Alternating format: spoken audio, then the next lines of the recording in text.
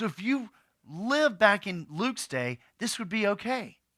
Okay? But what happened was in the 1700s, we started the time of enlightenment, right? And so you have Hobbes and Locke and Hume and all the other philosophers that you studied in your philosophy class in college or your history class or something, right? And so, or your religion class. And so these guys came in and they said, how do you know something's true? Only way you know something is true is empirical data, something you observe. You have a hypothesis, you test it, and then if it's this way or that way, you know with crystallized answers if it's empirically true or not. And so we started trying to run religion, and we started trying to run the Bible through that means of knowing truth, and it never worked because it was never meant to work. Because when you do that, you take something that existed from 1700 and something up to the 1900s, and you discount all of history back to the beginning of man.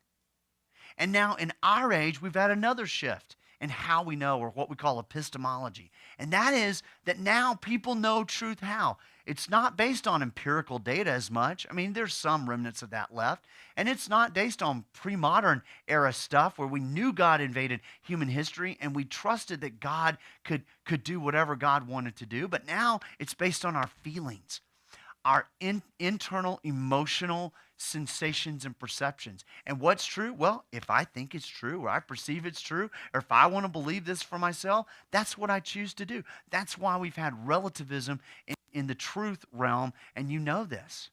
That's why we've had the move toward elections in this country, or truth that is being reported on the news, or things that you read in newspapers or online. It's not as much about really the facts that are happening around us. It's about the way I'm perceiving them. It's about what I want to be true for me. And so we've moved from truth being external to us to truth being internal to us, and that is where we fell off course.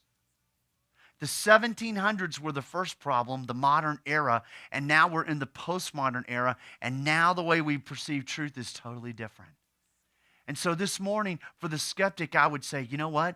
You need to go back to the original way that we perceive truth. You need to go back to the eyewitness testimony.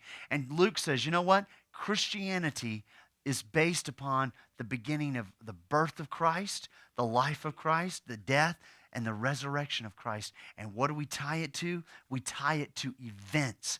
We tie it to history.